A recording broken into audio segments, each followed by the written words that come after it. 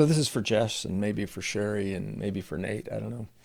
Um, I really appreciated my conversation with Jess about Job. Um, Not quite, I think, maybe as mature um, in the kind of understanding of Job as both Shari and Jess have shown themselves to be. But nonetheless, I really appreciated that conversation. And at the end of the conversation, Jess asked me about T.S. Eliot and why T.S. Eliot's so important to me and how I would suggest he might read T.S. Eliot. And I'm going to go through a little exercise here, and I'm going to shamelessly use Shari here in a number of clips just to drop in some quotes from T.S. Eliot and show you kind of a little glimpse into why I love his work so much. Here's a poem. This is a section of one of the four quartets, East Coker, which is the second of the four quartets. This is section 2, obviously. And I'm going to first play Shari's comment here in her conversation with Nate and Michael about, I believe this is their closing conversation about their tarot investigations. And then I'm going to come back to this poem and read it for you, and then and then we'll talk. And fertility, and abundance and all the rest of that. And if you don't interact with it, then you actually, I think, your words become dead because you're not speaking from your own experience of life itself. And you're not, right. and if you're not listening, you cannot name things properly. Because then all of your names become arbitrary. Because the true names of things are given to you from the thing when you were listening to it. This is why Martin Shaw talks about like real myth, like real deep story, comes from the land and from listening to the land itself and what it has to say. Right. Well, and your interaction with it. See, this is the thing. Like MacDonald has this great line that science can tear apart the snowdrop, which is a little flower that peeks out of the snow like a crocus in the early spring. And it's pale. It's a white flower with light green on it. And it droops, right? It has a little head that droops. And he says, science can tear that apart, but it will never see that the snowdrop is talking about pale, confident submission and hope. Right? And that's the language of creation for me. Creation is talking to me about the story that I'm in. It's telling me the story that I'm in because it is the story. So what I want you to do after listening to Shari talk is remember her comments about specifically the snowdrop flower.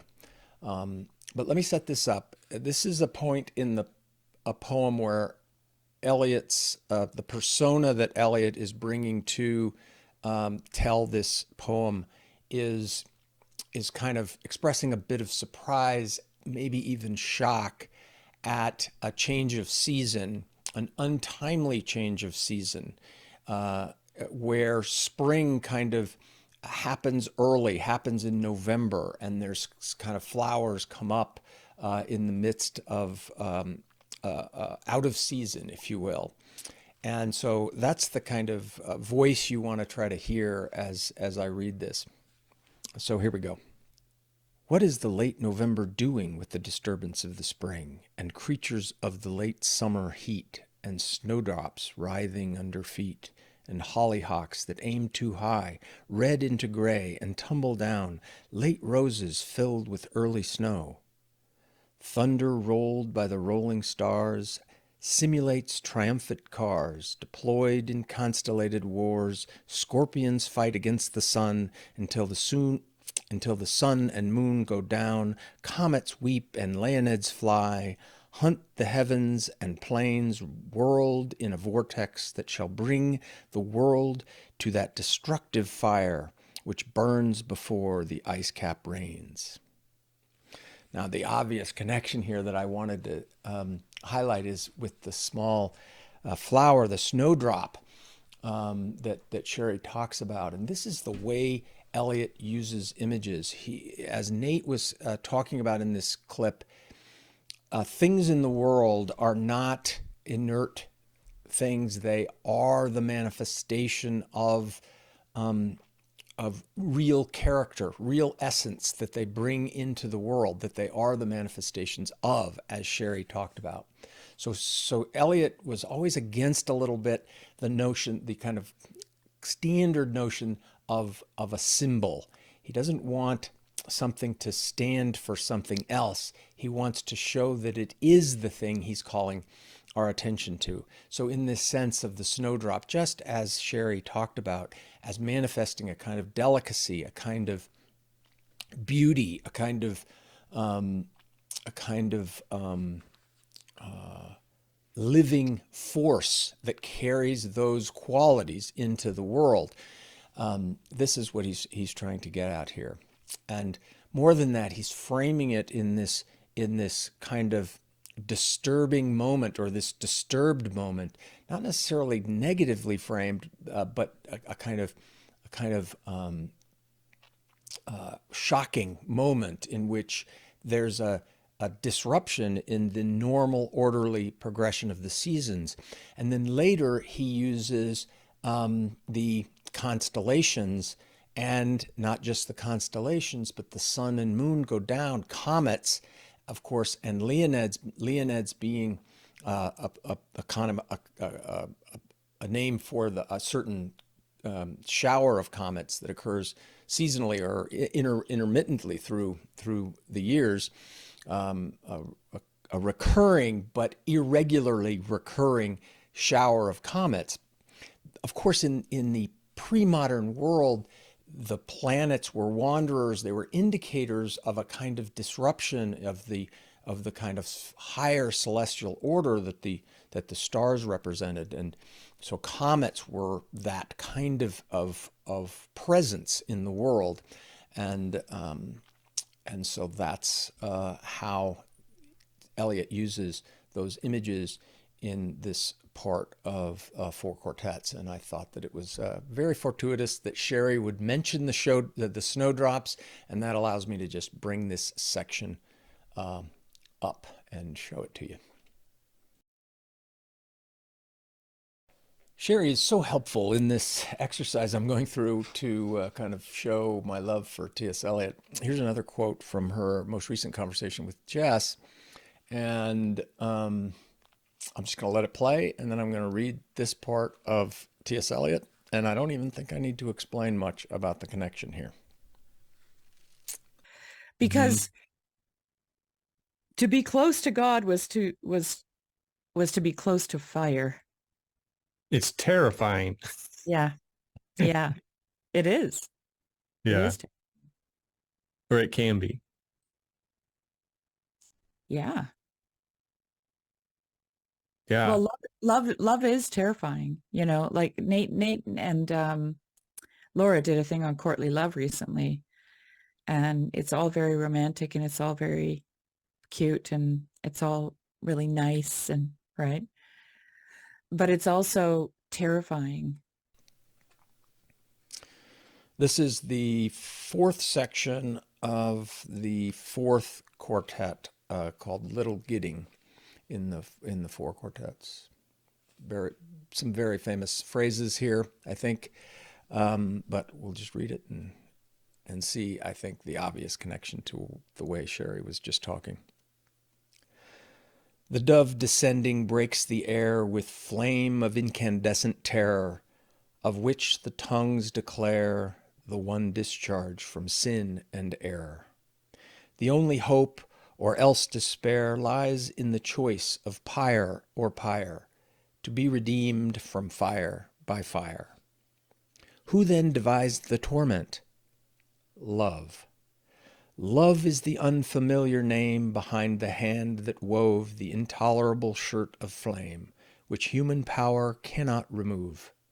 We only live, only suspire, consumed by either fire or fire.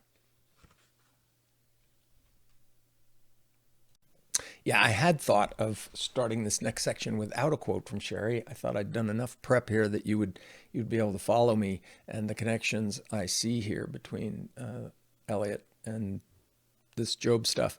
But then I found another quote from Shari and I had to drop it in there. So I'm going to play this quote from Shari and then I'll start my conversation about this next section that I'm talking about and going to read from.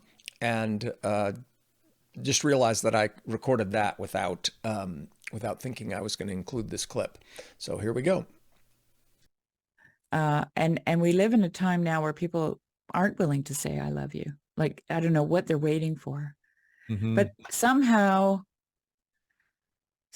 there's an intelligence in that at the same time, because they've obviously weighed the cost of what it means to say it, right? Because when you say that, there is a cost. Like, you become lost in the other, right? So, and like George MacDonald says, our God is a consuming fire, right? That's how he ends the child, I think it's the Child in the Mist, with the love loves unto purity, right? And that which isn't lovely, it makes more lovely. And in order to do that, it empties itself so that it can be found in the object itself, right? And that should definitely terrify us. All right, so more T.S. Eliot here. Again, in reference to my conversation with Jess, or the whole Job experience that Jess has provided us with, Jess and Shari have provided us with. I would want you to think of Jess's notion of Job as mediator.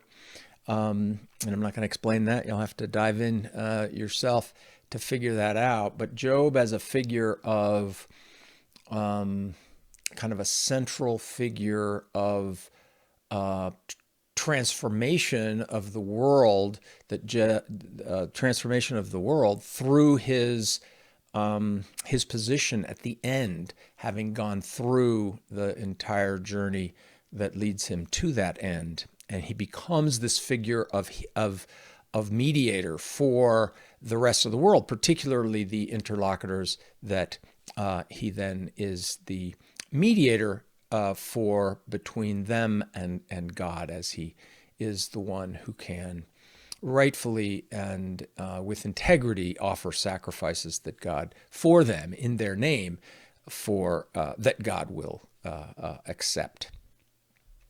Now, just temporarily, and I don't mean this to be an interpretation of Job more broadly, but just for the moment, envision that role as mediator as a healing role.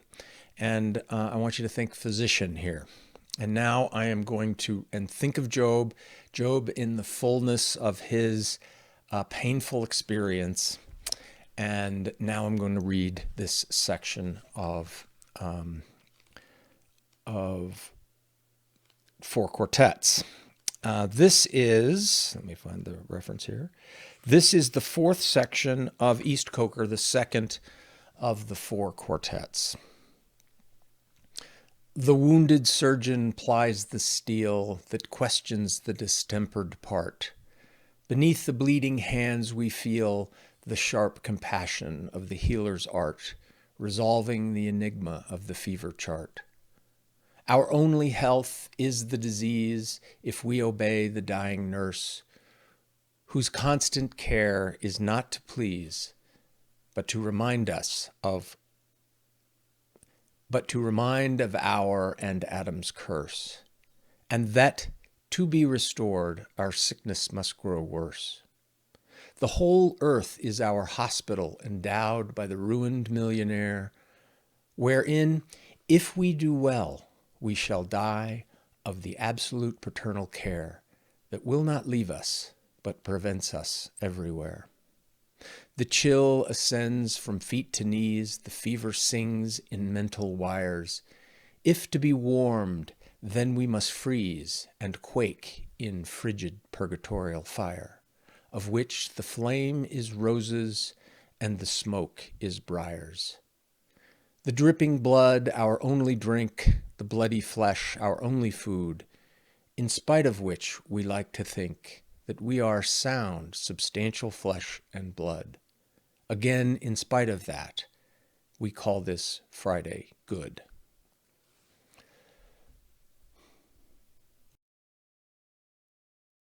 Well, and I asked the question in my conversation with Dr. Jim, is that like I kind of think like people ask like what does the book of Job mean? And I think that's kind of like I I don't know, first of Well, you all. know what I think, But Jess? but I think like what is it doing? And like it does something in me. Like it works on me. Well, because Um there's I mean, you've told your story before, and so I feel like I can say this out loud that, you experienced a withdrawal of God in your life, right? And that withdrawal was for the purpose of making you real. I'm a And that's real exactly that's exactly what Job is about, yeah, right? yeah, Like he says, I can't see your face. And the ostrich too, it's like, oh, this is a seemingly cruel act. And yet God calls her, apart from that, he still sees her as something beautiful, right? right. So so these things are connected, but in a very mysterious way, they're connected. And when somebody experiences that withdrawal of God, I think that there must be a sense of both joy and sorrow, right? Because if you understand that it's for your betterment, right? That it's something that's going to make you um, more real. I think that's the best way to say it. Yeah. Then there's a joy in it, but then there's also a goodbye involved, right? Yep. My youngest daughter, she, whenever we had company that stayed for whatever, a visit, 3 days or a week or whatever, and then we'd say goodbye. She said, I hate goodbyes. She just couldn't handle them, right? Yeah. They were just the I worst. I always hated them. Like we would do because my parents were missionaries, so we would do like these short-term mission trips when I was a teenager, and sometimes they'd last like a month or two. But like when you're a teenager and you spend a month on a mission trip with other Oh people, yeah, you're they're like your family after that. like after a few weeks, like you're best friends, and then Mhm. after 2 months, and you have to say goodbye forever. Like you never see these people Yeah. and like it was just like the never ending tears and wailing and and all the you know just cheesy stuff you do to say goodbye to people and the Yeah. feelings that you're feeling. So another clip from Jess and Shari, and Jess has such a lovely way about him, but his conversation about saying goodbye to friends. I'm going to take it to a little bit of a more serious level, and then read this section of Eliot. I had a very close friend, 30, 35-year relationship with him, close at work, close friends in our lives and families.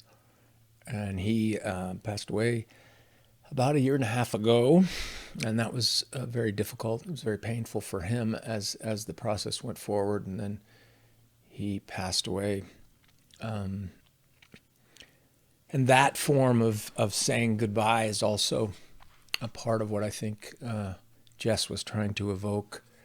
And so now I'll read this section of Eliot. It's another famous section. I think many people will recognize it. And I'm going to read it through two sections that aren't that I'll hope to put up on the screen here in post here. But there's a little section of a list of individuals right at the beginning, which I think can be a little distracting from the gist of this section. So I just would have you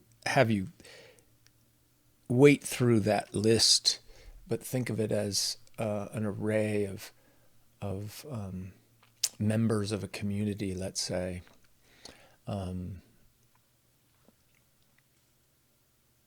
But more than that, think of Jess's, the feeling of a young person saying goodbye to a friend that he knows he will never see again. And my loss of my friend. Oh, dark, dark, dark, they all go into the dark. The vacant interstellar spaces, the vacant into the vacant. The captains, merchant bankers, eminent men of letters, the generous patrons of arts, the statesmen and the rulers, distinguished civil servants, chairmen of many committees, industrial lords and petty contractors, all go into the dark.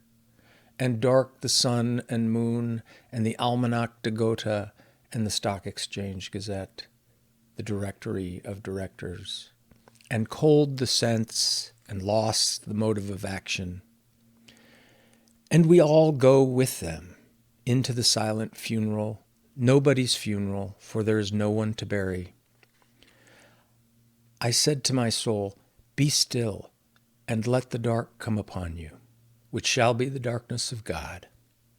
As in a theater, the lights are extinguished for the scene to be changed, with the hollow rumble of wings, with the movement of darkness on darkness. And we know that the hills and trees, the distant panorama, and the bold facade, the bold imposing facade are all being rolled away. Or as when an underground train in the tube stops too long between stations, and the conversation rises and slowly fades into silence, and you see behind every face the mental emptiness deepen, leaving only the growing terror of nothing to think about. Or when, under ether, the mind is conscious, but conscious of nothing. I said to my soul, be still and wait without hope, for hope would be hope for the wrong thing. Wait without love, for love would be love of the wrong thing. There is yet faith, but faith and love and hope are all in the waiting. Wait without thought, for you are not ready for thought. So the darkness shall be the light, and the stillness the dancing. Whisper of running streams and winter lightning. The wild thyme unseen and the wild strawberry. The laughter in the garden, echoed ecstasy not lost, but requiring, pointing to the agony of death and birth.